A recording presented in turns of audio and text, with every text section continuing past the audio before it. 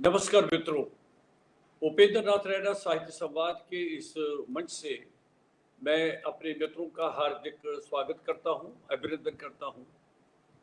आज पुनः इस मंच से मैं आपके लिए एक विशेष साहित्य कार्यक्रम लेकर आया हूं, जिसके अंतर्गत आज थोड़ी देर में हमारे साथ जुड़ेंगी हिंदी साहित्य जगत की सुपरिचित कवयित्री और साहित्यकार वंदना गुप्ता जी।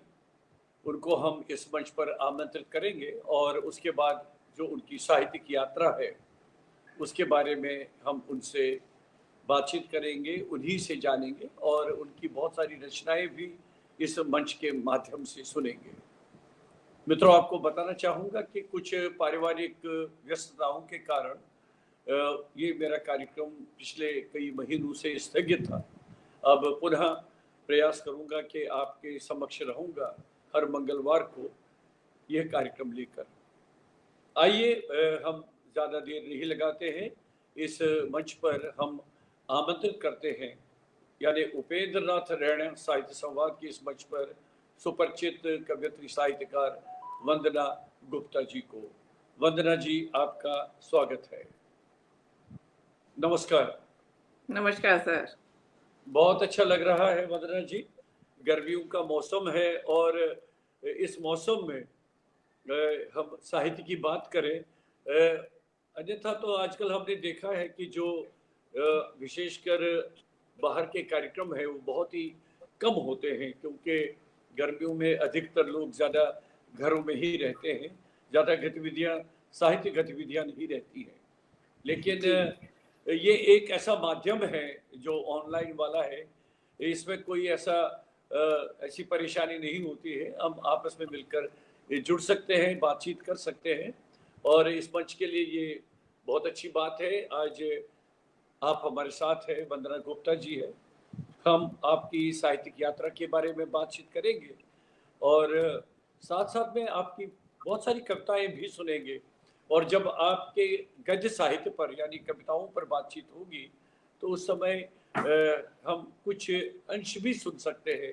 इस बीच में डॉक्टर सुनीता जी आपको नमस्कार कर रही है, कह रही है कि बहुत सुंदर संयोग है। हमारे साथ अब मित्र जुड़ने शुरू हो गए, अब थोड़ी देर में और मित्र हमारे साथ आने शुरू हो जाएंगे। डॉक्टर सुनीता जी, पिलकेंद्र अरोड़ा जी, आपका स्वागत है। आप भी हमारे साथ जुड़ गए। मेरे सामने ये सब कमेंट्स अब आ रहे हैं। वंदना जी, आपका स्वागत है और आरंभ में आप कुछ दो शब्द कहना चाहेंगे? नमस्कार सर, सभी दोस्तों को नमस्कार, सबका स्वागत है। और आपने मुझे रचना धर्मिता के अंतर्गत आमंत्रित किया, ये मेरा सौभाग्य है। आज आपसे वार्ता करके निसंदेह कुछ मैं भी अपने आप को थोड़ा सा और एक्सप्लोर कर पाऊंगी, अपने आप को थोड़ा सा और जान पाऊंगी। जितना मैं शायद ना जानती हूँ, आप हो सकता है कुछ ऐसी बातें निकलवा लें जो मैंने अपने बारे में कभी सोची भी ना हो। तो उम्मीद करती हूँ ये वार्ता अच्छी जाएगी। आपकी आवाज नहीं आ रही। आपकी आवाज नहीं आ रही सर। जी, आप आवाज आ रही है? अब आ रही है। हाँ, तो जी, बहुत अच्छा लग रहा है आपको इस मंच पर देखकर। मैं अपने मित्रों को ये बताना चाहूँगा कि आज हमारे बीच में सुपरिचित कवयित्री साहित्यकार वंदना गुप्ता जी है। आप का अगर बैकग्राउंड देखा जाए, वो कॉमर्स में आप स्नातक किया है आपने और साथ में आपने कंप्यूटर में डिप्लोमा किया है। लेकिन ये साहित्यिक रुचि आपकी कैसे बनी है? क्या परिवार में ऐसा कोई वातावरण था या आप स्वतः, कई लोग ऐसे होते हैं ना कि जिनको शुरू से ही ये साहित्यिक रुचि होती है और साहित्य में किसी भी विधा में लिखने में उनका प्रयास रहता है? मुझे इसके लिए काफी पीछे जाना पड़ेगा, क्योंकि हमारे परिवार तो बिल्कुल भी ऐसा नहीं था कि जिसमें कोई साहित्य के प्रति किसी में कोई भी जरा सी भी लालसा हो, या कोई जानता भी हो कि साहित्य किस डगर पर जाकर साहित्य से परिचित हुआ जा सकता है। तो मैं नहीं जानती थी कि साहित्य के का मार्ग कौन सा है, अगर जो अपना जो सत्य है वो यही है मेरा। लेकिन जी ये जी। था कि बचपन से मुझे पढ़ने का बहुत शौक था। जो भी चीज़, अच्छा हमारा पारिवारिक माहौल ऐसा था, वो सारा धार्मिक माहौल था। तो धार्मिक साहित्य बहुत था हमारे यहाँ। मेरे दादाजी जो थे तो वो बहुत धार्मिक साहित्य रखा करते थे। इतनी मतलब जो कहीं किताबें नहीं मिलेंगी वो उनके पास मिल जाएँगी। तो इतना धार्मिक साहित्य था हमारे घर में। तो मैं बचपन से था शौक, जो भी चीज़ हाथ लगती थी वो मैं पढ़ने लग जाती थी। यहाँ तक कि ये कि भई कोई ये भी नहीं है कि खाली धार्मिक पढ़ रहे हैं। कोई अखबार है, अखबार पढ़ लिया। हमारे ताऊ जी, हमारे क्योंकि जॉइंट फैमिली थी, तो कहीं पे भी बैठे उठे कुछ भी करते रहते थे। ताऊ जी के यहाँ मैगजीन्स आती थी, तो वो मैगजीन भी पढ़ लिया करते थे। तो मतलब जैसा शौक था, ये पढ़ने का बहुत शौक था बस।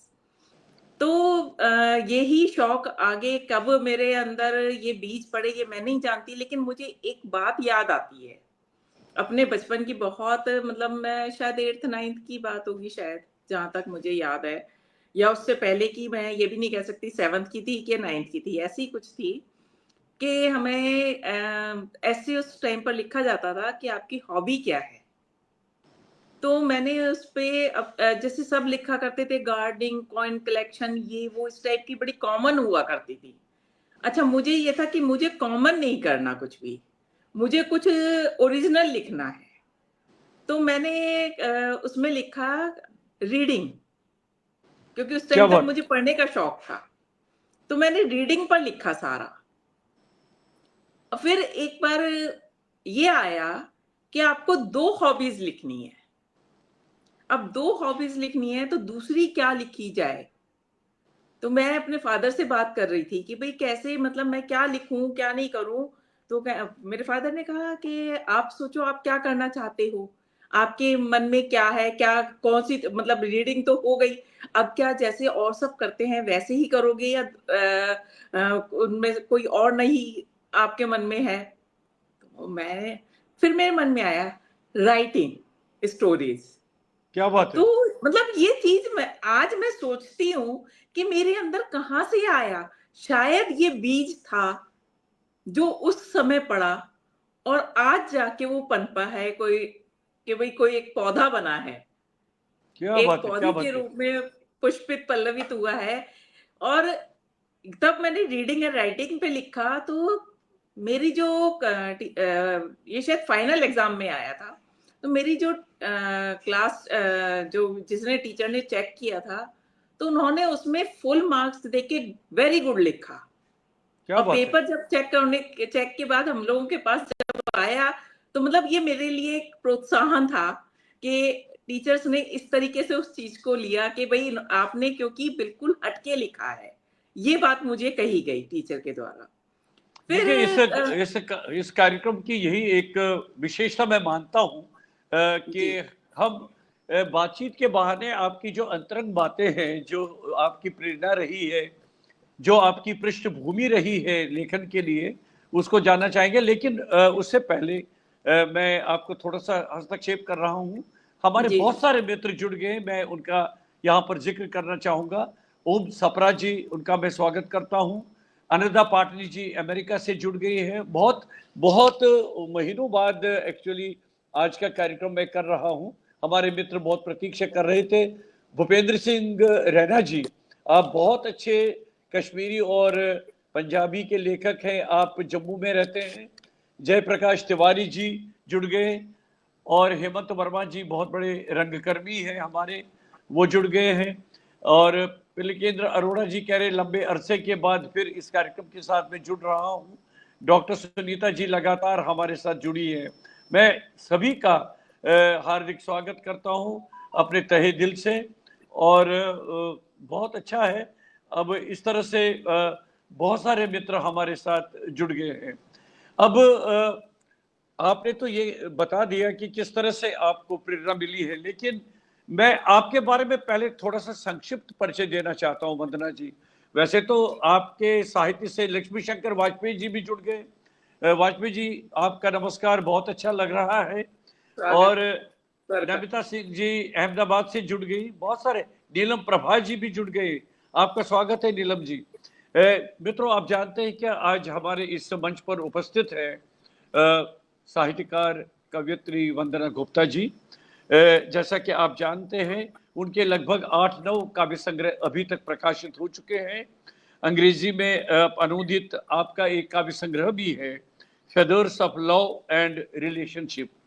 इसके बारे में हम आपसे बात करना चाहेंगे। आपके कहानी संग्रह है बुरी औरत हूं मैं, रुद्राक्ष नीला है और समंदर काला, और अनुवाद भी आपका कई भाषाओं में, जिसमें नेपाली है, पंजाबी है, संभवतः मराठी भी है, कई भाषाओं में आपकी रचनाओं का अनुवाद हुआ है। और आपका जो उपन्यास है अंधेरे का मध्य बिंदु, ये मुझे बहुत अच्छा लग रहा है आपका शीर्षक। ये अंधेरे का जो स्रोत है, मध्य बिंदु है, इसके बारे में आपसे बात करना चाहूंगा। वास्तव में ये विषय कैसे लगा आपको, कैसे चुना आपने? राजेश्वर वशिष्ठ जी हमारे साथ जुड़ गए, उनका मैं स्वागत करता हूं। आपका समीक्षा का भी संग्रह है और ई कहानी संग्रह आपके प्रकाशित हो चुके हैं। और उसके अतिरिक्त आपका एक बहुत बड़ा काम ये रहा है कि आपके 35 साझा संग्रह प्रकाशित हो चुके हैं। और इसके अतिरिक्त देखिए, साहित्यकार जब तक सम्मानित ना हो, उनको उसके लिए सराहा नहीं जाएगा तो बात अधूरी रह जाती है। बहुत सारे आपको सम्मान मिले हैं, उसके लिए मैं आपको आपका अभिनंदन करता हूं, आपका स्वागत करता हूं। तो मैं ये जानना चाहूंगा पहले आपसे कि जब आपको लगा कि अब आप साहित्यिक यात्रा आपने शुरू की है और आप साहित्य में अपना योगदान दे सकती हैं। अन्यथा हमने ये देखा है कि बहुत सारे ऐसे मित्र होते हैं जो कविता से अपनी यात्रा शुरू करते हैं। आपके बारे में क्या है? आपने किस तरह से अपनी यात्रा शुरू की है? मुझे फिर से थोड़ा सा पीछे जाना पड़ेगा। कॉलेज में थी, स्कूल में थोड़ा सा साहित्य पढ़ना शुरू किया था। जैसे प्रेमचंद, शरदचंद वगैरह इन सबको पढ़ा उस टाइम पर। फिर कॉलेज में थोड़ा सा शेर व शायरी की तरफ रुझान बना, जो वो उम्र होती है, तो उसमें शेर व शायरी की तरफ रुझान था, तो वो काफी करते रहते थे। उसके बाद एक शादी हो गई, बच्चे हो गए, एक लंबा गैप आ गया और मेरी यात्रा फिर शुरू होती है 2007 से। 2005 में हमने कंप्यूटर लिया था और मेरे बच्चों को पता था कि भाई मम्मी जो है को लिखने का शौक है, तो मेरी बिटिया ने मुझे कहा कि मम्मी आप जो है ना अब इस पे लिखा करिए। तो मैंने कहा मैं कैसे लिखूं, क्या करूं? तो उस टाइम पर अमिताभ बच्चन का एक ब्लॉग का आता था आर्टिकल, तो मैं ये ब्लॉग क्या होता है, मुझे कुछ नहीं पता था उसके बारे में। तो एक बार ही उसमें ही पेपर में ही आ गया कहीं कि कैसे हाउ टू मेक ब्लॉग। तो मैंने उस तरीके से बिटिया के साथ बैठी और पहली बार ईमेल बनाया, उसके बाद ब्लॉग बनाया। अब ब्लॉग बनाने के बाद ये हुआ कि अब मैं बना तो लिया, मैं लिखूं क्या? तो ये सबसे बड़ा प्रश्न था कि क्या लिखूं, मुझे कुछ समझ ही नहीं आया कि एकदम से क्या करना चाहिए। ठीक है, शौक था और मैं लिखती थी बच्चों की, जैसे पोएम्स बच्चे स्कूल में थे, उनको लिख के देना होता था, मैं 2 मिनट में लिख लिखा के उनको दे देती थी। ऐसी मेरी फ्रेंड्स थी, उनके बच्चों के लिए होमवर्क मिलता था तो मैं उनको लिख के वहीं बैठे बैठे पार्क गए हुए हैं, वरना तू लिख दे, मैं लिख के दे देती थी। तो ब्लॉग में भी फिर मैंने पहली बार यही सबसे पहला लिखा कि क्या लिखूं, और उसके से संबंधित 4-6 पंक्तियां लिख दी थी। तो इस तरीके से ये एक मेरी मतलब यात्रा का पहला पड़ाव था, या पड़ाव नहीं, पहला कदम था कि मैंने ये लिखा। अच्छा, उसके बाद तो मतलब कुछ दिन लिखती रही इसी तरीके से, और एक आध कमेंट भी आ गया कि आप लिखिए, हम सुन रहे हैं। तो ये बड़ा अच्छा लगा कि किसी ने मतलब उसको पढ़ा भी है और लोग कह रहे हैं तो ठीक है, मैं अपना काम शुरू करती हूँ। तो उस तरीके से लिखने लगी। कभी-कभी लिखती थी। अब कभी-कभी लिखने में एक बार लंबा गैप आ गया, मैं अपना ब्लॉग का यूआरएल भूल गई। मुझे समझ नहीं आया मैं कैसे जाऊँ अपने ब्लॉग पर। तो काफ़ी लंबा वक़्त निकल गया, उसके बाद फिर मैंने अपना दूसरा ब्लॉग बनाया कि क्या बात है। पहला था ज़िंदगी एक खामोश सफ़र, फिर दूसरा बनाया ज़ख्म जो फूलों ने दिए। तो ये ब्लॉग बनाकर फिर मैंने इस पे कविताएँ लिखनी शुरू कर दी। तो इस तरीके से मेरी एक यात्रा जैसे आरंभ हुई, क्योंकि वहाँ पर काफ़ी लोग मुझे मिलते गए। उन्होंने मुझे एनकरेज किया, बताया कि आप किस तरीके से लिखिए। और बहुत से वो ऐसे-ऐसे प्लेटफ़ॉर्म थे जिन पर मैं जिनको जॉइन करके आपकी पोस्ट की रीच काफ़ी दूर तक जा सकती थी ब्लॉग की। तो उसके लिए हमने फिर वो ब्लॉग प्रेरी, ब्लॉग अड्डा वगैरह काफ़ी सारे थे, उन सबको जॉइन किया और उनके माध्यम से काफ़ी सारे ब्लॉगर्स से जुड़ी। सबसे पहला मतलब मेरी जो यात्रा का है, वो ब्लॉग की दुनिया से मेरी यात्रा आरंभ हुई। मैं साहित्य के जैसे प्रॉपर दुनिया में आना मैं तब भी नहीं जानती थी। मैं बहुत आराम से अपने बस कविताएँ ही लिखा करती थी। सबसे पहला मेरा मतलब लिखने का जो है कविताएँ लिखने की ही का आरंभ हुआ। तो उसमें भी काफ़ी चीज़ें चलती थी कि उन पे भी काफ़ी बहस हुआ करती थी। कुछ लोग ऐसे थे जिन्होंने मतलब इस तरीके से किया कि आप ये अच्छा मुझे फ़ोटो डालना नहीं आता था अपना। कैसे फ़ोटो डालें? कुछ ने कह दिया कि ये तो जो है ना फ़ेक आईडी है। अच्छा, दूसरी चीज़ ये कि हिंदी में कैसे लिखें? अब ब्लॉग का जो ब्लॉग में लिखा जाता था वहाँ पे कन्वर्ट करने का ऑप्शन था, तो वहाँ पे मैं हिंदी में कन्वर्ट करके उसको लिख दिया करती थी हिंदी में। अब जब कमेंट करना होता था कहीं पर किसी के ब्लॉग पर, तो वो मुझे अंग्रेजी में ही कमेंट करना पड़ता था, क्योंकि हिंदी का मेरे पास मैंने कोई गूगल ट्रांसलिटरेशन डाउनलोड नहीं कर रखा था, ना मुझे पता था उस टाइम तक कि भई ऐसा कुछ होता है। तो किसी ने कह दिया कि ये तो फेक आईडी है और इनको तो लिखना ही नहीं मतलब ये जो है किसी और से कह के लिखवा रही हैं, कुछ कर रही है, ये ओरिजिनल नहीं है। फिर मैंने लिखा कि मुझे बड़ा हर्ट हुआ, बुरा लगा। तो मैंने फिर एक पोस्ट डाली, क्या मुझे लिखना छोड़ देना चाहिए? उसके बाद तो इतने ब्लॉगर्स मेरे साथ जुड़े, सबने मुझे इतना एनकरेज किया, सबने फिर मुझे बताया कि ऐसे-ऐसे करो, इस तरीके से डाउनलोड करो, इस तरीके से आप सबसे जुड़ो। फिर मैं सबसे जुड़ती चली गई, फिर मुझे आ गया कि कैसे काम करना है। लेकिन सबने मुझे इतना प्रोत्साहित किया कि मुझे ये लगा कि ये मेरा एक परिवार बन गया है। तो वो अच्छा, एक इस बीच में वंदना जी और हमारे बहुत सारे मित्र जुड़ गए।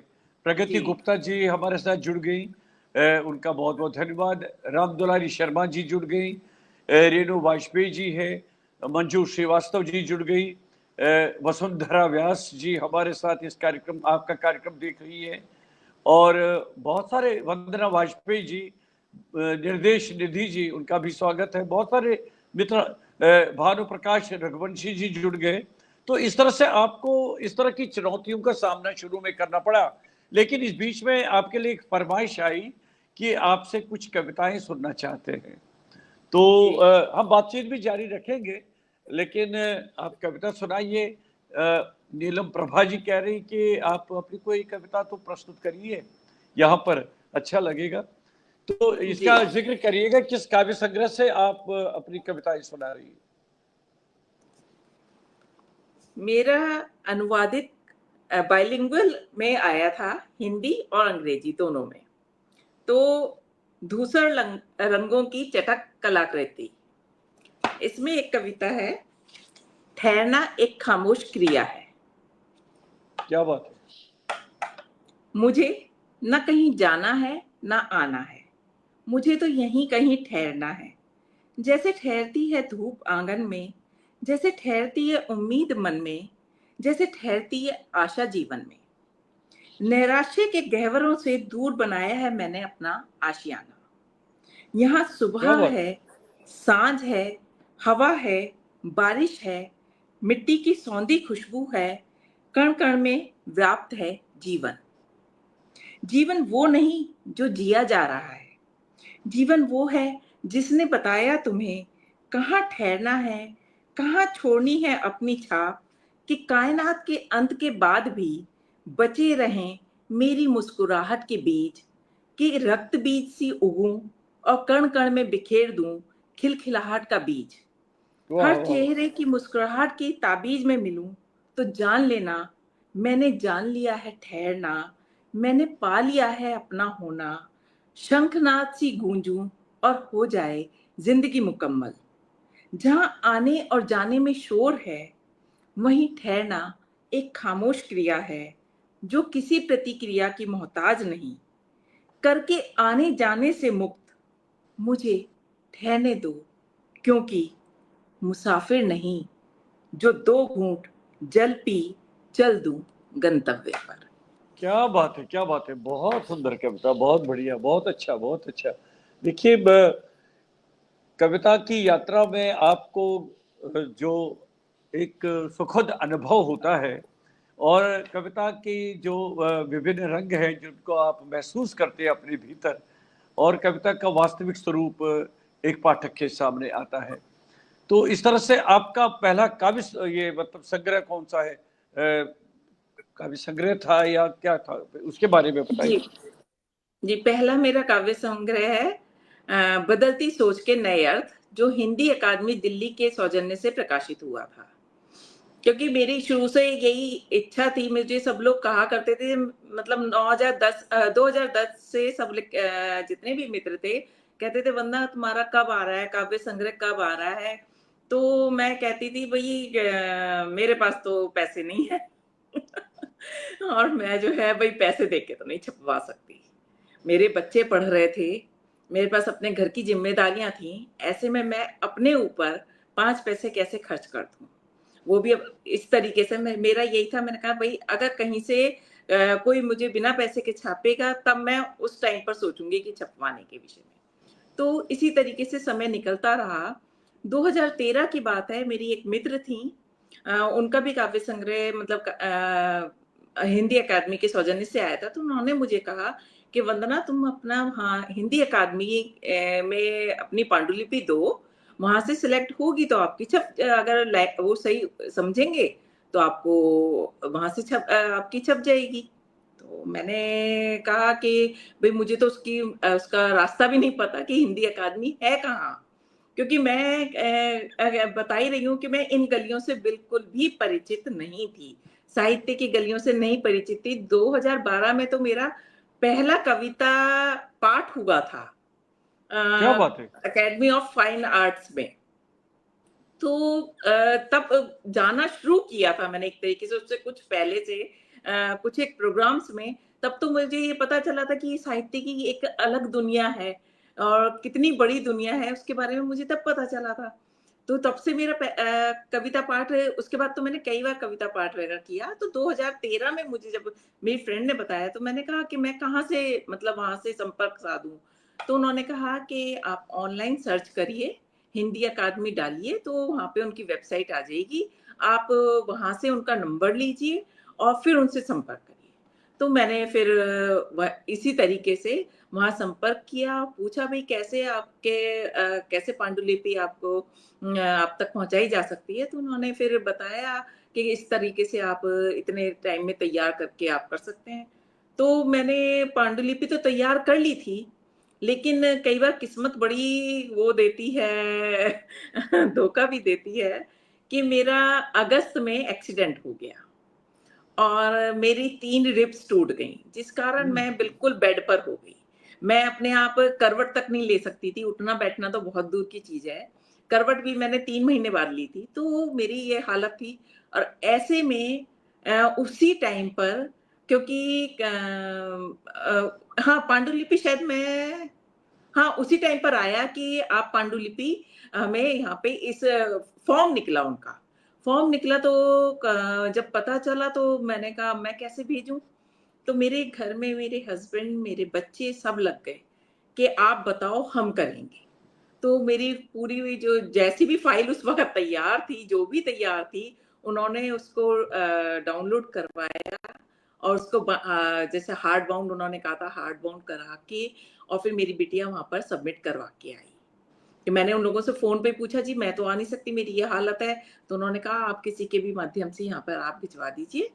तो जो भी उनके फॉर्मेलिटीज थी वो पूरी करके वहां भिजवाई, और उसके बाद मतलब 6-8 महीने लगे होंगे शायद, तो उसके बाद वहां से आया। तो अच्छा, जिन इस जिन प्रकार। दिनों आपने कविताएं लिखना शुरू कर दी हैं, तो निश्चित रूप से आप और हिंदी के कवियों का अध्ययन करती रही होंगी। तो आपको व्यक्तिगत रूप से क्या लग रहा है कि आपके प्रिय कवि कौन थे, जिनकी कविताओं से आप ज्यादा प्रभावित थे? सर यही एक आश्चर्य आपको लगेगा कि मैंने जब तक मेरा पहला कविता संग्रह आया था, मैंने किसी भी कवि को नहीं पढ़ा था। ये आपको आश्चर्य लगेगा, क्योंकि ये मुझे उससे पहले क्या था कि ब्लॉग के माध्यम से अवश्य मैं सबको पढ़ रही थी। जो ब्लॉग पे आ रही हैं, कविताएं आ रही हैं, कहानियां आ रही हैं, जो भी चीज आ रही है मैं सब पढ़ रही थी, उन पे उनके ऊपर लिखती भी थी। और कुछ दोस्तों की किताबें थी जिनकी छपी, तो उन्होंने मुझे भेजी और मैंने उनको उनकी समीक्षाएं भी लिखी। लेकिन उससे पहले जैसे कवियों को पढ़ना और काफी समृद्ध हो जाना, वो चीज मैं उस बारे में बहुत मतलब इतना जानती नहीं थी। जो अज्ञानता थी मेरी, कि मैं उस वक्त तक नहीं जानती थी कि किस तरीके से कहाँ जाके किताबें लूं, क्या करूं। 2014, उससे पहले एक दो बार मैं गई तो सही दोस्तों के साथ, एक बार शायद गई होंगी बुक फेयर में, एक या दो बार। तो तब इतना बुक फेयर के बारे में भी मुझे जानकारी नहीं थी कि यहाँ से किसे खरीदना चाहिए, किस कवि की या किस लेखक की किताब खरीदूं और क्या करूं, कुछ नहीं पता था। जब 2014 में मैं प्रॉपर एक तरीके से, क्योंकि मेरी किताब आई और एक स्टॉल पर रखी गई, क्योंकि मेरे प्रकाशक यहाँ के नहीं थे, नजीबाबाद के थे, परिलेख प्रकाशन। तो उन्होंने फिर यहाँ पे हिंदी युग्म के स्टॉल पर मेरी किताबें रखी गई, तो मैं 4-5 दिन वहां गई। तब मैं वहां के माहौल से परिचित हुई और मैंने वहां से खूब सारी किताबें खरीदी। अपनी किताब तो मेरी जो हो रही थी, जो लोग खरीद रहे थे वो खरीद रहे थे, लेकिन तब मैंने जाना समझा कि अरे यहाँ से तो मैं काफी चीजें ले जा सकती हूँ। तो मैंने काफी किताबें फिर उस टाइम पर खरीदी, फिर मैंने पढ़ना सबको। एक तरीके से मेरी यात्रा तब आरंभ हुई है पढ़ने की प्रॉपर तरीके से। नहीं तो उससे पहले जो मुझे किताबें मिल जाती थी कहीं पे भी, तो मैं कभी पढ़ ली, लेकिन उस तरीके से नहीं पढ़ पाई जैसे सभी लोग पहले पढ़ते हैं उसके बाद लिखते हैं, लेकिन मैंने पहले लिखा है, उसके बाद मेरा पढ़ना आरंभ हुआ है। क्या बात है। तो पहले कुछ एक दो कविताएं और सुनाइए, बातचीत हम जारी रखेंगे। जी अवश्य।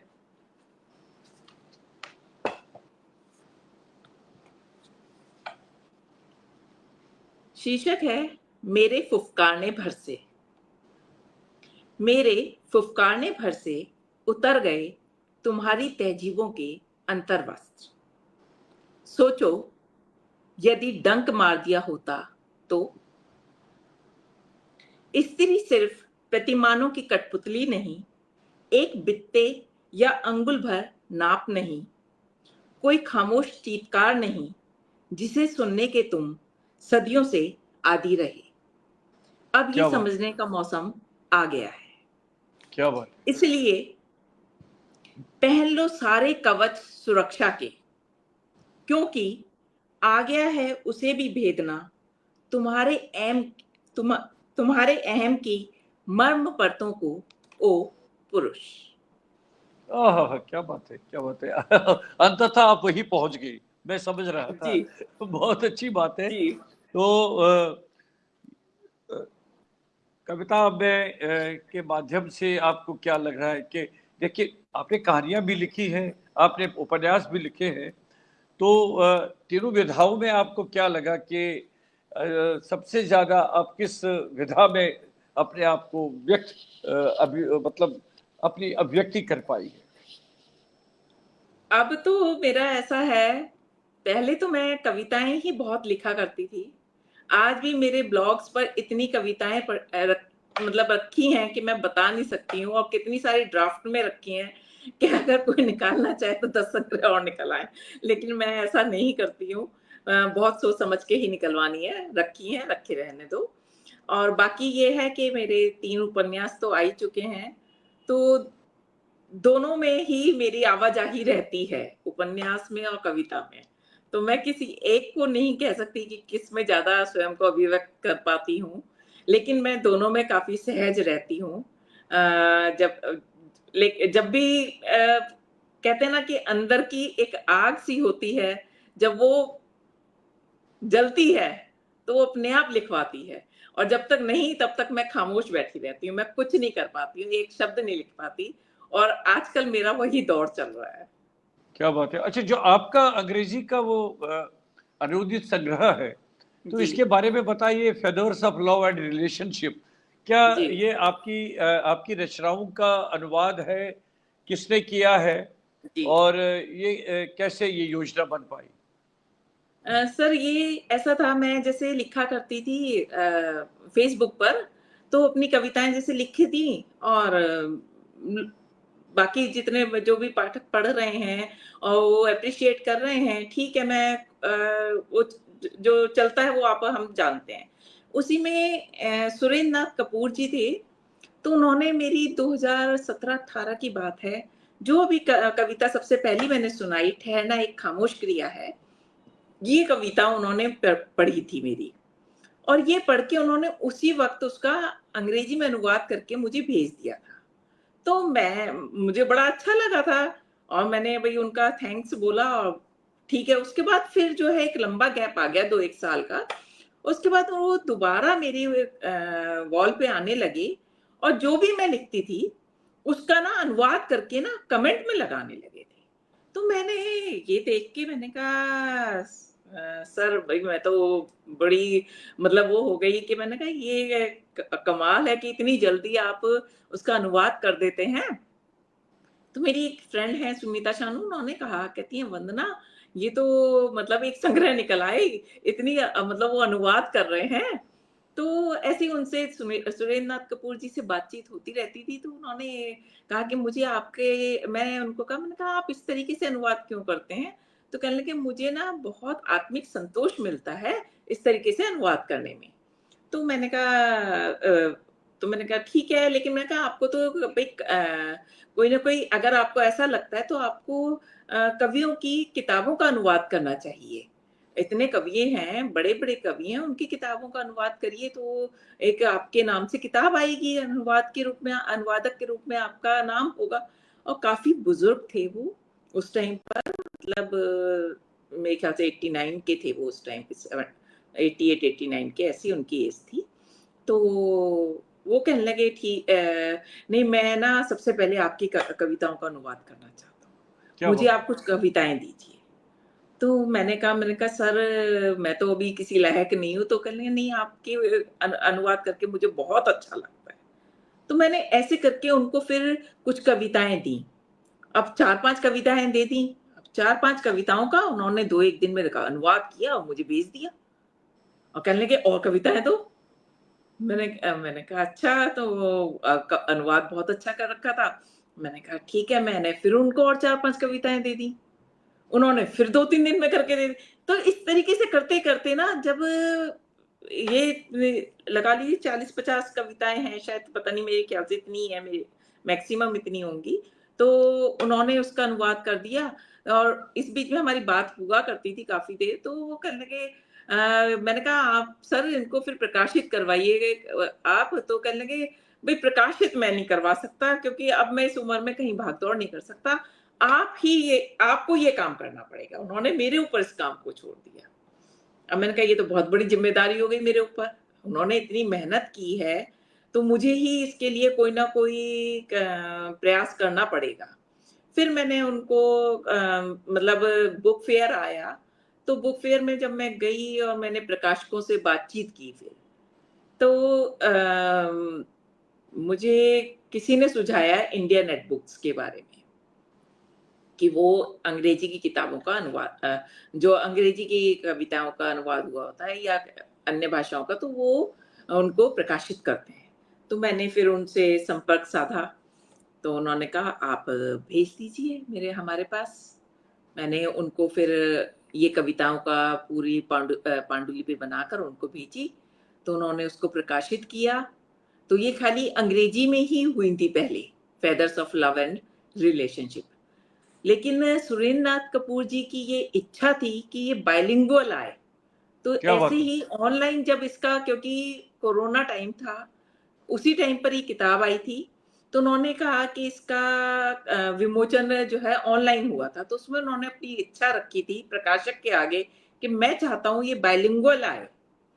तो तब जो है प्रकाशक ने उनको कहा कि मैं इसको बाइलिंगुअल लाऊंगा। तो उन्होंने मुझे क्या ये कहा कि आप पुस्तक मुझे, है, ये पुस्तक आपके सामने है क्या अभी? जी बाइलिंगुअल ही है ये मेरे पास। क्या बात है, दर्शन कराइए इसकी। तो धूसर इसमें से रंगों की कुछ जगत सुनाइए इसमें। कलाकृति। बहुत इसमें से ही बढ़िया, मैंने बहुत। पहली कविता सुनाई थी, ठहरना अरे एक वाह। खामोश क्रिया है। जी जी, एक और और कविता सुनाइए, एक और जयप्रकाश तिवारी जी ने एक अच्छा कमेंट दिया है, आपके लिए कमेंट्स बहुत अच्छे आ रहे हैं, बाद में आप देख लीजिएगा। जी इस बीच में अरुण कुमार पासवान जी भी हमारे साथ जुड़ गए। जी, पासवान जी, आपका स्वागत है। शालिनी खन्ना जी, उनका भी स्वागत करता हूं। जी सुनाइए कविता, बहुत अच्छा लग रहा है। मृत्यु वास्तव में जाना नहीं होती, ये शीर्षक है। क्या बात है, क्या बात है। किसी के जाने के बाद झरती हैं यादें रह रह, ये जाना वास्तव में जाना नहीं होता। वाह वाह जाने वाह। वाला भी तो समेटे होता है रिश्तों की धार, कराता है एहसास पल पल मैं हूं तुम्हारी जिंदगी में उपस्थित। क्या कभी बात है। बूंद की तरह तो कभी नदी की तरह, कभी पतझड़ की तरह तो कभी बसंत की तरह, कभी सावन की रिमझिम फुहारों की तरह तो कभी जेठ की तपिश की तरह। मैं जा ही नहीं सकता कभी कहीं, मैं हूं अब यादों के नीड़ में। कैसे मुझे भुला आगे बढ़ सकते हो, छोड़ी है मैंने अपनी निशानियां रेशम की डोरियों में, माँ की गोदियों में, वाह बच्चों वाह की वाह। लोरियों में, पिया की शोखियों में। क्या कोई बात है, कर क्या ही बात नहीं सकता मुझे निष्कासित, फिर वो राखी हो या करवा चौथ, होली हो या दिवाली, या फिर हो जन्मदिन। आसपास ही रहता हूं सबके, एक कसकती हुक बनकर। यूं तो हो जाते हैं जीते जी, यूं तो हो जाते हैं जीते जीते ही रिश्ते मृत। तो वही होता है असलियत में जाना, हो जाना खारिज रिश्तों से। मृत्यु वास्तव में जाना नहीं होती। वाह वाह वाह, बहुत अच्छी कविता, बहुत गूढ़ कविता है, गंभीर कविता है, और सोच विचार के लिए मजबूर करती कविता है। बहुत बढ़िया, बहुत अच्छा। अच्छा, अब थोड़ा सा मैं यहाँ पर आना चाहूंगा। ये जी आपका जो उपन्यास है, अंधेरे का मध्य बिंदु, जी ये मुझे बहुत, थोड़ा सा सुबह से बहुत परेशान कर रहा है ये विषय, इसलिए कि मुझे बहुत पसंद आया ये विषय। तो ये बताइए कि कैसे सूझा आपको, और इस उपन्यास के बारे में विकेश निजावर जी हमारे साथ जुड़ गए, उनका मैं स्वागत करता हूँ। जी जी सर, ये मेरा पहला कविता संग्रह 2014 में आया, और उसके बाद पता नहीं कैसे, मैं कहानियां तो 2010 से लिखने लगी थी, लेकिन कहानियों का कोई संग्रह तब तक नहीं आया था, और मैं एक कहानी के रूप में ही लिख रही थी। और वो कहानी बढ़ते बढ़ते काफी बढ़ गई, इतनी हो गई कि मैं, मेरे एक मित्र हैं राकेश कुमार, तो उनसे मैं काफी डिस्कशन हमारी हुआ करती थी। तो उनको मैंने बताया कि भाई कहानी इतनी बढ़ गई है, तो तुम देख के बताओ भाई, ये तो मुझे मतलब कहानी के उससे बाहर जा रही है, तो कौन पढ़ेगा इतनी लंबी कहानी। तो उन्होंने जब पढ़ा तो कह रहे वंदना ये तो बहुत अच्छा वो जा रहा है, और इसको तुम आगे बढ़ाओ। मैंने कहा ये तो कहानी फिर कोई पढ़ेगा नहीं। तो कहने लगे नहीं, इसको तुम उपन्यास बनाओ। मैंने कहा मैंने कभी उपन्यास लिखा नहीं, और मुझे उपन्यास की के बारे में पता भी नहीं कि कैसे लिखा जाता है, और क्या उसके नॉर्म्स होते हैं, मुझे कुछ नहीं पता। कहने लगे मैं हम हैं ना, मैं आपको कहीं जरूरत होगी तो गाइड कर दूंगा। जबकि उन्होंने खुद ने भी कोई उपन्यास नहीं लिखा, लेकिन उन्होंने मुझे इतनी अच्छा। अच्छे से मतलब मोटिवेट किया कि तुम लिखो और मैं तुम्हारे साथ हूँ, और जहाँ पे भी दिक्कत आएगी मैं तुम्हारे साथ खड़ा हूँ, और मैं तुम्हें बताऊंगा क्या करना है। मैंने कहा अच्छा। तो ये मेरा उपन्यास है लिव इन रिलेशनशिप पर, जहाँ मैं एक तरीके से, अगर आप, मैंने सबसे पहले उसमें लिखा भी है कि मैं लिव इन के पक्ष में नहीं, लेकिन मैंने पूरा उपन्यास लिव इन के पक्ष में लिखा है। ये विरोधाभास कैसे हुआ? कैसे आपने अपना मन बदल दिया है? मन मन बदलना ना बदलना तो बहुत दूर की चीज है। मेरी कलम अपने आप, ये विषय कहाँ से आया ये मुझे नहीं पता, क्योंकि मैं बता रही हूँ ना कि मैंने तो एक कहानी के रूप में शुरू किया था। मैंने सोचा ही नहीं था कि ये उपन्यास का रूप रखेगा और ये लिव इन का रूप इस तरीके से बनता चला जाएगा। मुझे कुछ भी इस चीज का आइडिया नहीं था। कहानी अपने आप चलती चली गई, अपने आप उसने आकार ग्रहण किया। मैं तो बस एक, जैसे स्टोरी लिखते हैं उसी तरीके से लिख रही थी। पात्रों ने अपने आप ही, जैसे कहते हैं ना, उपन्यास को दिशा देनी आरंभ कर दी। मैं तो और मुझे कहा कि तू तो बस अपनी कलम चला, इसके अलावा तुझे और कोई काम नहीं करना, सोच विचार भी नहीं करना। मतलब इस तरीके से ये लिव इन पर उपन्यास लिखा गया, और मैं उसके पक्ष में ना होते हुए भी उसके पक्ष में लिख रही हूँ। क्यों शायद कहीं होगा अंतस में कुछ दबा हुआ हो सकता है, या फिर ये समाज के में जो हो रहा था उसको देख के कहीं ना कहीं ये एक अंदर भावना ने जन्म लिया होगा कि भाई क्योंकि आज का जमाना बदल रहा है, लोग लिव इन की तरफ बढ़ रहे हैं, तो क्या उसके पक्ष में, अगर उसके लिव इन में जाना है तो उसमें क्या ऐसी चीज होनी चाहिए जो लिव इन सार्थक हो जाए और सक्सेस हो जाए। तो मैंने इस उपन्यास में लिव इन की सार्थकता को दिखाया है कि कब और कैसे लिव इन सार्थक हो सकता है, जब आपके रिश्ते में प्यार हो, विश्वास हो, और एक स्पेस आप एक दूसरे को दे सके, तब आप लिव इन में आइए, वरना मत आइए। जहां भी अपेक्षाएं आपकी आएंगी वहां पर आपके संबंधों में जो है एक दूसरे के ऊपर आप एक दूसरे को अपने आप को एक दूसरे के ऊपर थोपने लगोगे, और जहां आप थोपने लगोगे वहां पर ही आपका संबंध जो है वो टूटना आरंभ हो जाएगा।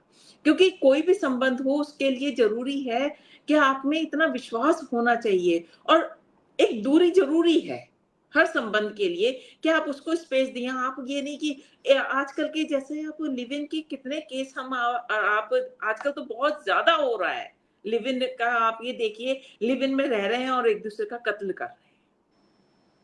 उस टाइम पे हो रहे थे लेकिन बहुत कम थे, इक्का दुक्का रेयर केस इस टाइप का आ रहा था कि भाई उन्होंने एक दूसरे का कत्ल कर दिया, किसी ने कर दिया, स्त्री का कर दिया, या बच्चे हुए तो उन बच्चों के की जिंदगी क्या हो रही है, लड़की को छोड़ दिया। उस टाइम पर बस ये हो रहा था। लेकिन आज के टाइम पर क्या हो रहा है कि सीधे कत्ल हो रहे हैं।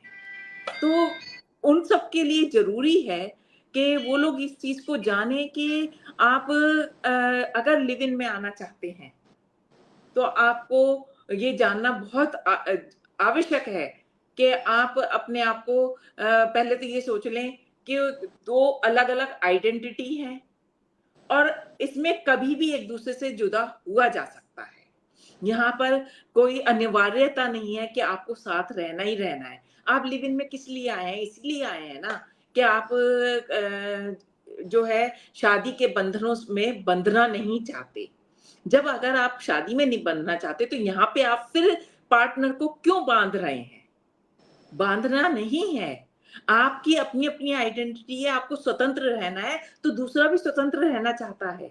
तो मैंने ये अपने उपन्यास में यही चीज दर्शाई है नहीं, मैं कि आपसे आप वंदना जी आपसे यही जानना चाहता हूँ कि जो आपने पहले आप उसके पक्ष में नहीं थी, फिर आपने जब आपकी वो लेखन यात्रा, उसमें जो लेखन प्रक्रिया जारी रही, तो इस विषय ने आपको अपने पक्ष में कर दिया।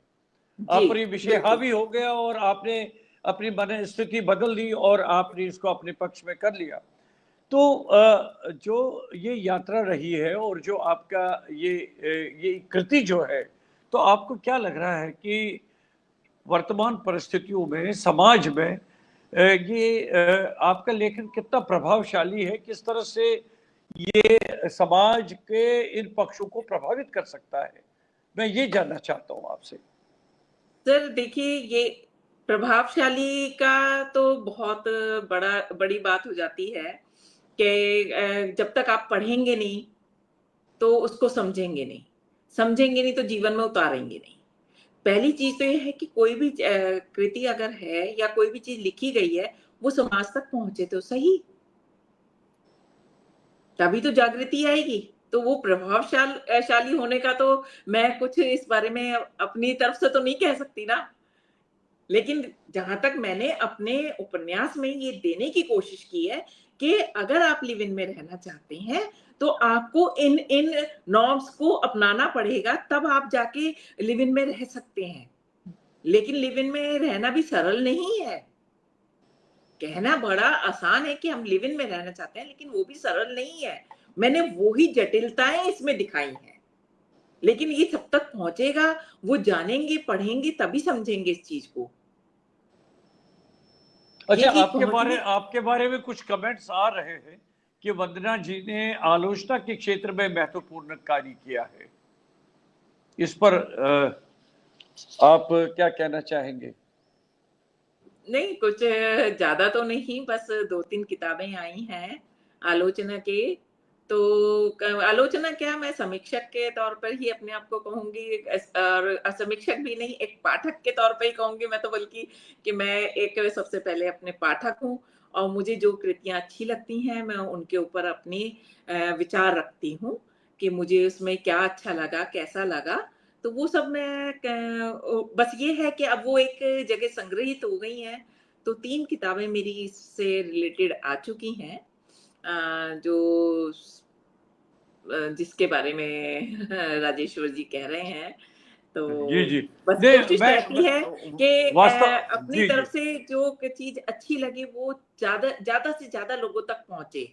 तो मैं जब उस पे किसी की भी कृति पढ़ती हूँ और कोई बहुत मेरे मानस को छू जाती है, तो उसके ऊपर फिर मैं अपने विचार रखती हूँ और कोशिश करती हूँ कि वो ज्यादा से ज्यादा लोगों तक पहुंच जाए, ताकि नहीं, वो कृति भी मैं वास्तव में आपसे ये जानना चाहूंगा, आपने कविताएं लिखी है, आपने कहानियां लिखी है, आपने उपन्यास लिखी है, और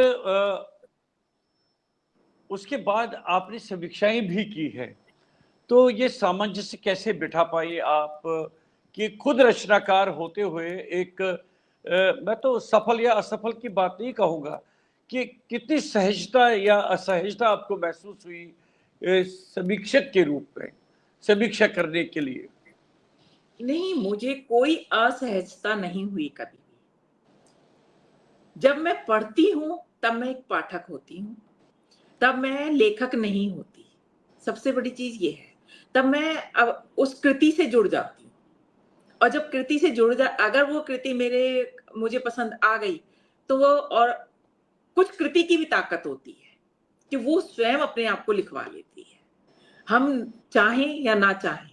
कई बार होता है कि भई आपके पास टाइम नहीं है, लेकिन कृति कहती है मेरे को अभी लिख, अभी के अभी लिखना पड़ेगा। तो इस तरीके से मेरा ये जो समीक्षा का काम है, वो इस तरीके से चला कि उसने कृति ने खुद ने ही लिखवा लिया कि भैया अभी लिखना है, बाद में और काम करना। अपना लेखन है अपने एक तरफ रखो, लेकिन पहले लिख लो। तो मेरे साथ यही होता है कि कोई भी किताब पढ़ती हूँ, तो उसको ज़्यादातर काम इसी तरीके से चला कि हाथ ही लिखा। अगर मैंने उसको छोड़ दिया, तो वो कृति फिर छूट ही जाती है। फिर उसका लिखना रह जाता है, और वो ये चीज़ आज तक चल रही है, बल्कि अब मैं बहुत मतलब स्लो हो गई हूँ कि मैं कुछ सेहत की वजह से, मेरी सेहत थोड़ी-सी सही नहीं रहती है, तो उसने मुझे थोड़ा-सा, जैसे कहते हैं ना, अंकुश लगा दिया मेरे किताबों पर लिखने पर, कि मैं पढ़ तो लेती हूँ, लेकिन लिख नहीं पा रही हूँ। कभी-कभार ही कोशिश होती है, क्या कभी-कभार होता है कि भई लिख लिया गया। अब इस साल मैंने 2-3 किताबों जैसे पढ़ी तो हाथ के हाथ लिख लिया, तो लिखा जा रहा है तो मैं लिख रही हूँ। मेरी कोशिश हो रही है कि मैं अपने कम से कम दोस्तों तक प्रतिक्रियाएं तो पहुंचा दूं। नहीं तो इससे पहले क्या हो रहा था, पिछले कई सालों से, 2-3 साल से सेहत सही नहीं थी, तो मैं पढ़ रही थी और मौखिक रूप से उन तक पहुंचा रही थी। फोन करके जरूर बताती थी कि भाई मैंने आपकी कृति पढ़ी और मुझे इसमें ये अच्छा लगा, या कहीं कोई प्रॉब्लम लगी तो उनसे डिस्कशन की कि भाई आपने ये चीज दी तो ये क्यों दी। तो इस तरीके से बातचीत मैं जरूर अपने मित्रों से, या जो मित्र क्या जो अनजान भी हैं, अगर उन्हें मैंने पढ़ा है तो उनसे फोन पे बात करके उनके ऊपर किया। बाकी तो ये है कि अगर आलोचना के क्षेत्र में आप कहेंगे तो मेरा एक जो काम लेटेस्ट है वो है मेरा फेलोशिप का, जो मेरी क्या अब बात। इसी महीने पूरी हो रही है। और ये भी मेरी संस्कृति मंत्रालय से एक मैंने फेलोशिप कर रही हूँ, और ये 2 साल की फेलोशिप है, तो ये मेरी पूरी हो रही, तो वो भी एक तरीके से आलोचना का ही मेरा कार्य है। और जो अब मेरा पूरा हो जाएगा, क्या मृतकों पर आधारित है। उसमें क्या विषय लिया है आपने, कितना बड़ा क्षेत्र लिया है आपने, क्या क्या मैंने उसमें कवर। उसमें जी जी। मैंने उसमें मिथकीय स्त्री पात्रों को लिया है, जिसमें मिथकों में जो स्त्री पात्राएं हैं, उनकी जो स्थिति है, दशा है, आज के साहित्यकार उनको किस दृष्टि से रेखांकित कर रहे हैं। देखिए, जो लिखा गया वो तो हम सब जानते हैं, तो उनके ऊपर तो अब कुछ लिखने का औचित्य नहीं है, ना ही उनकी आलोचना करने का औचित्य है। लेकिन आज जो 21वीं सदी के साहित्यकार हैं, वो मिथकीय स्त्रियों को किस तरीके से नए, उनका क्या उसी स्वरूप को लिख रहे हैं या उनको नया रूप दे रहे हैं, कैसा वो उनको रेखांकित कर पा रहे हैं। क्या जैसे भाई अगर द्रौपदी है या कोई भी पात्र है, वो उसने उसके साथ जो भी हुआ, जैसे भी हुआ, या आप वो ही मान रहे हैं कि जी वो इसी तरीके से अग्नि से जन्म लिया, या आपने उसको एक नॉर्मल रूप में जन्म उसका दिया, इस तरीके से दिखाया अपने लेखन में। तो इस तरीके से जो उनके स्त्री पात्रों के जो जीवन है, उसको बहुत से लेखकों ने लिखा है, अपने अपने नजरिए से लिखा है। चाहे वो केकई हो, चाहे सीता हो, ये शूर्पणखा हो, बहुत से पात्र हैं हमारे मिथकों में। माधवी है, सभी हैं, मतलब मैं किसी एक का नहीं कह सकती, कुंती है, तारा है, बहुत पात्र हैं, तो उनके ऊपर सबने लिखा है। मैंने उनके सबके एकत्रित किया है और उस पर कार्य किया है। तो वो एक तरीके से कौन सा पीरियड लिया है आपने इसमें, कहाँ से कौन। नहीं, पीरियड नहीं, 21वीं सदी में जो लिखे गए हैं, मैंने पीरियड नहीं लिया कोई। 21वीं सदी है जैसे 2000 के बाद से और अब तक, तो उसमें जो मुझे अवेलेबिलिटी मिली और जिन्होंने कुछ नया लिख पाए, कोशिश रही कि मैं उनको ही शामिल करूं कि तो आपको आप नयापन क्या दे पा रहे हैं। आपको लग रहा है कि इसमें थोड़ी सी चुनौतियां भी आई होंगी आपको। बिल्कुल, बिल्कुल, काफी क्योंकि काफी। मुझे नयापन बहुत कम मिला, कि नए रूप से रेखांकित करने वाले बहुत कम मिले, लेकिन उस तरीके से नहीं मिले। बाकी काफी लोग तो उसी तरीके से लिख रहे हैं, थोड़ा बहुत ही अंतर लाते हैं, तो उसमें वो वाली बात नहीं आती कि उस पात्र को नया स्वरूप नहीं दे पा रहे हैं, वो उसकी स्थिति वहीं की वहीं रख रहे हैं। आपके कई मित्र नाराज भी हो जाएंगे आपके।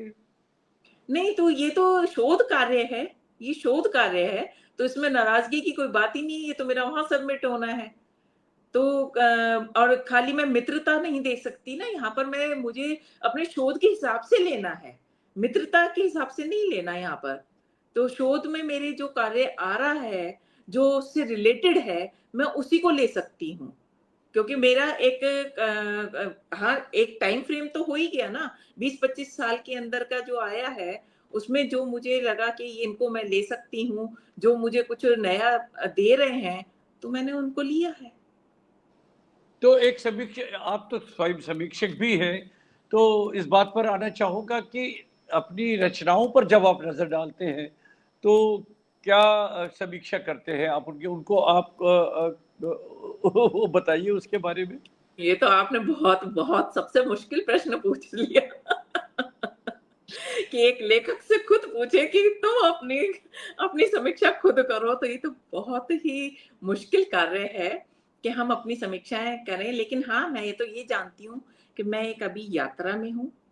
मैं अपने आप को कहीं पर भी नहीं पाती। अगर मुझे आप कहें, मैं अभी पहली दूसरी सीढ़ी पर हूँ।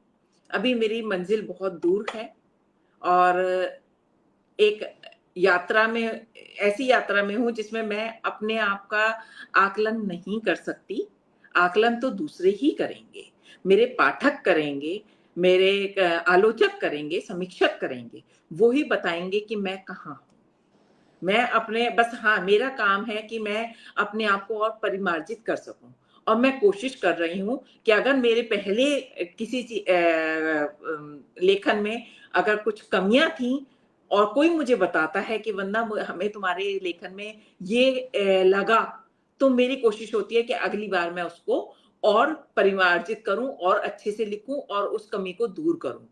तो ये और मैं हमेशा अपने जितने भी मेरे पाठक हैं या मेरे समीक्षक हैं, आलोचक हैं, उनको मैं यही कहती हूँ कि आप कृति को पढ़ के जो उसकी कमी लगे वो मुझे बताइए।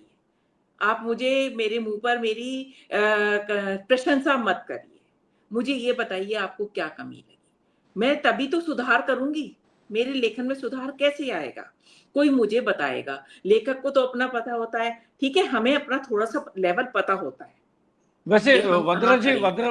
वंदना जी, अक्सर तो ये आरोप लगाया जाता है कि समीक्षक बहुत निष्पक्ष रूप से नहीं काम करते हैं, क्योंकि अक्सर ये कहा जाता है कि हर एक साहित्यकार ने अपना अपना अलग एक एक समीक्षक रखा होता है, जिसमें एक पक्षपात के तरीके से काम होता है। जी। और लेकिन समीक्षक को कितना निष्पक्ष रहना चाहिए और रचनाओं के आधार पर समीक्षा करनी चाहिए, अपने आप में ये कई बार ये प्रश्न भी आया है सामने, ये दुविधा आई है।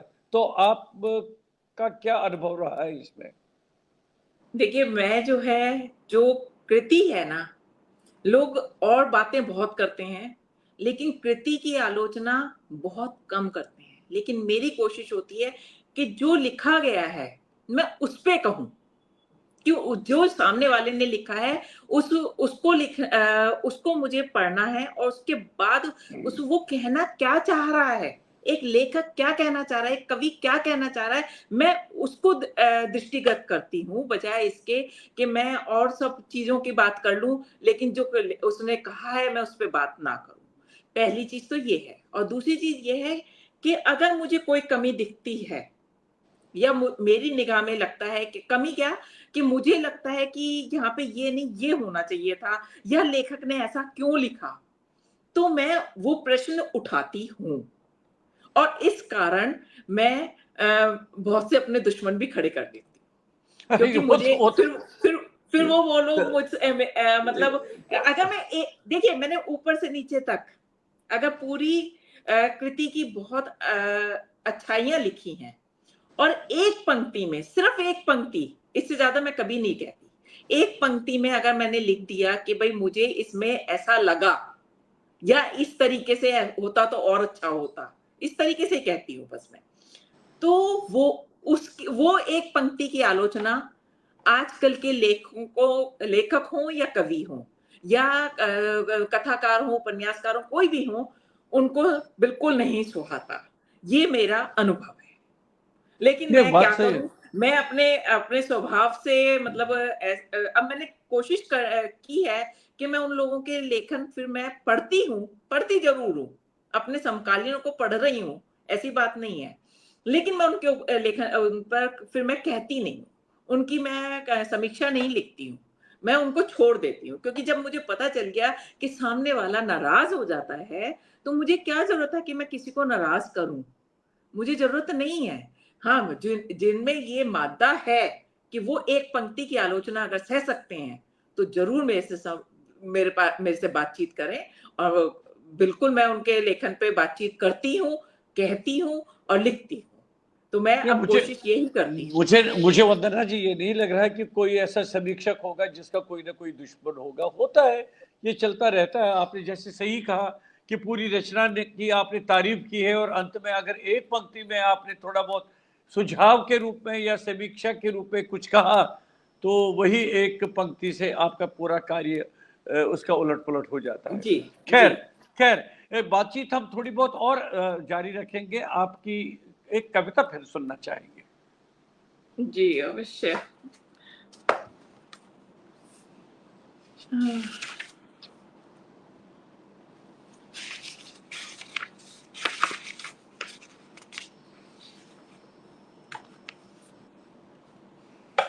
शीर्षक है, अगर कस्में सच होती तो सबसे पहले खुदा मरता।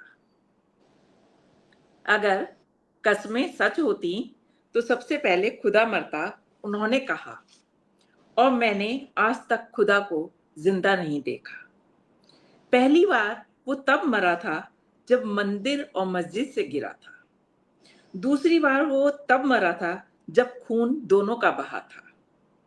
हाँ, उस दिन भी मरा था जब वादों की पोटली से किसान के खेत में सूखा पड़ा था। और उस दिन भी जब राजनीति के चौसर पर शतरंजी चालों में जकड़ा पड़ा था और सच कहने वाले का ही सर कलम हुआ था। कहो तो प्यारों, वो तुम्हें जिंदा कब दिखा था? मत कहना वो बच्चे की मुस्कान में दिखा था या फिर मजदूर के पसीने में बहा था। मत कहना वो नदी की अलहड़ता में, फूलों की निर्मलता में, या फिर प्रार्थना या अजान में दिखा था। मुझे तो खुदा किसी बेरंग लिफाफे सा, एक हाथ से दूसरे हाथ में महज कठपुतली सा मरता दिखा। कहो तो प्यारों, वो तुम्हें जिंदा कब दिखा था? क्या बात है, बहुत अच्छी कविता, बहुत बढ़िया, बहुत अच्छा, बहुत अच्छा, वाह वाह वाह। तो आपके ये जो 35 साझा संग्रह है, क्या बैकग्राउंड है उसका? क्या मतलब आपने मिलके ये योजना बनाई है, क्या है ये? सर देखिए, मैं कोई योजना कभी नहीं बनाती, ना ही मैं किसी में अपने आप से सम्मिलित होती हूँ। मुझसे जब भी कविताएं मांगी गईं, मैंने उनको दे दी। लेकिन जहां पर भी पैसा आता है, मैं साफ मना कर देती हूँ कि मैं पैसे देख के नहीं छपूंगी। तो ये जितने भी हैं संग्रह, साझा संग्रहों में प्रकाशित हुई हैं, तो ये जो भी मुझसे कहते थे कि आपकी एक कविता चाहिए या 2 कविता चाहिए या 4 कविताएं चाहिए, मैं उनको देती थी और वो उनमें छप जाती। तो इसमें मेरी कोई मतलब ना मेरा हाथ है, बस इतना ही है कि और मैं उनके कईयों का ऐसा होता था कि वो औरों से लिया करते थे पैसे। मैं मना कर देती, मैं पैसे नहीं दूंगी। कहते आप कविता दे दो बस, आप पैसे मत देना। मैंने कहा ठीक है, फिर आप ले सकते हैं। तो ऐसे क्या भी बात। कई संग्रह हैं जिनमें ऐसे भी छपी हो, और कईयों का ऐसा होता था आप किताब खरीद लेना। मैं कहा मैं किताब नहीं खरीदूंगी, मैं किताब भी नहीं खरीदूंगी। ये तो देने का आपका, ये तो लेखक का अधिकार है। अगर आप उससे कविता ले रहे हैं तो एक प्रति उसकी बनती है, तो आपको वो देनी चाहिए। तो मैं ना किताब खरीदती थी और ना ही उसके पैसे देती। ये सब जो लोग, जो साहित्यकारों ने, जिन्होंने भी संपादन किया है, उन्होंने मांगी, उनको दी और उन्होंने छापी। तो इसमें लगभग मेरा आपने लगभग आपने हर विधा में लिखा है, कविताएं, कहानी, उपन्यास, समीक्षा भी की है। कभी नाटक लिखने का मन नहीं हुआ क्या? नहीं, अभी तक तो नहीं हुआ, अभी तक नहीं हुआ। मतलब कारण क्या है अब कि वैसे तो मतलब एक एक कहानी मेरी जो अब वो कहानी के रूप में ही आई है, उसको लिखा मैंने नाटक के रूप में ही था। ये भी अचानक ही हुआ था। अधूरे खतों की मुकम्मल दास्तां, जो मेरा ये रुद्राक्ष नीला समंदर काला में मेरी कहानी है, अधूरे खतों की मुकम्मल दास्तां। तो ये मैंने एक, जैसे कहते हैं ना, नाटक के पात्रों के संवाद के रूप में ही आया था ये वाली। उतरी इस तरीके से थी, लेकिन जब इसमें देने लगी तो फिर मैंने इसको कहानी का ही रूप दिया फिर। लेकिन आज तक वैसे नाटक मैंने नहीं लिखे और ना ही अभी तक कोई ऐसा विचार है। क्या बात है, बहुत बढ़िया। अच्छा, साहित्य के इतर आपको क्या क्या और विशेष रुचियां हैं? कई लोग तो संगीत पसंद करते हैं, कई लोग कलाकृतियां बनाते हैं, कई लोग यात्राएं करते हैं। आपका व्यक्तिगत रूप से क्या रुचि है? मैं पहले तो पेंटिंग वगैरह का था मुझे शौक काफ़ी। उम, मतलब जब तक साहित्य में नहीं आई थी तब तक तो मैं पेंटिंग वगैरह का शौक था। लेकिन अब ऐसा नहीं है, बस अब तो क किताबें पढ़ती हूँ या फिर म्यूज़िक सुनती हूँ। म्यूज़िक सुनने का है कि सॉफ्ट म्यूज़िक सुनती हूँ और बाकी पढ़ने-लिखने में ही अब तो लगी रहती हूँ। बाकी और इसके अतिरिक्त तो कोई ऐसा शौक नहीं रहा। पहले था, थोड़ा बहुत था कि घूमने-फिरने का भी काफ़ी था, कि भई कहीं घूमा-फिरा जाए। लेकिन अब ऐसा नहीं है कि भई मुझे कहीं घूमने जाना है, कुछ करना है, ऐसा कोई अ, होता नहीं है। कहीं जाना हो चले जाते हैं, वो अलग बात है। लेकिन ये नहीं है, अब मन में कोई इच्छा नहीं होती कि कहीं घूमने-फिरने जाना है या कोई और नया काम इस टाइप का करना है। इनमें तो मतलब मेरा तो तो समय इसी में ही निकलता है। अंत में एक बात तो ज़रूर जानना चाहूँगा, वो तो बताइए कि कुल मिलाकर आप किस साहित्यकार से ज़्यादा अपने आप को प्रभावित मानती हैं? मैं ऐसा बिल्कुल नहीं कह सकती कि मैं किसी से प्रभावित हूँ। ठीक है, सब मुझे मतलब एक तरीके से सबको अब तो मैंने सभी साहित्यकारों को पढ़ा है। इतने सालों में मैं निरंतर सबको नहीं काफ़ी नहीं, कोई उनको कोई ऐसा पुराने होता हों ना, चाहे नए हों कोई ऐसा होता नहीं, ना जो आपको बहुत अच्छा लगते हैं, नहीं, ऐसा जिनका लेख जी। ऐसा मेरे साथ बिल्कुल नहीं है कि किसी एक को ही मैं रेखांकित कर सकूँ। सभी बड़े साहित्यकार जो हैं, वरिष्ठ साहित्यकार हैं, उनका लेखन मुझे पसंद है। ज़्यादातर का ही मुझे मतलब अच्छा लगता है, पढ़ती हूँ। लेकिन मैं किसी एक को रेखांकित नहीं कर सकती, किसी को भी मैं नाम नहीं लूँगी क्योंकि एक का नाम लेते हैं, दूसरे का को की नाराज़गी होती है, तो मैं ऐसा कोई काम नहीं करती हूँ। पढ़ती मैं सबको हूँ और बहुत ऐसा भी नहीं है कि मैंने अब वरिष्ठों को नहीं पढ़ा या समकालीनों को नहीं पढ़ा, मैं सबको पढ़ रही हूँ और अपने आप को समृद्ध करने का प्रयास कर रही हूँ। बहुत अच्छी रोचक बातचीत रही। तो आपको इस बातचीत के दौरान लगा कि कोई ऐसा बिंदु है जो अनकहा रह गया, जो आप इस कार्यक्रम के माध्यम से अपने मित्रों के साथ साझा करना चाहती हैं? नहीं, आपने वैसे तो सारी बातें कर ही ली हैं। बाकी तो ये है कि मेरा एक और उपन्यास है जिसके बारे में सबको वैसे पता है, आपको नहीं शायद नहीं पता होगा, कलर ऑफ लव। तो ये जो है ना, ये उपन्यास के बारे में मैं आपको इसलिए बताना चाह रही हूँ कि ये एक डाउन सिंड्रोम अवस्था होती है बच्चों में, तो ये उसके ऊपर आधारित उपन्यास है जो ज्ञान भारतीय ज्ञानपीठ से प्रकाशित हुआ था, वाणी में से जुड़ गया है जो। तो ये उसके ऊपर लिखा गया उपन्यास है जिसके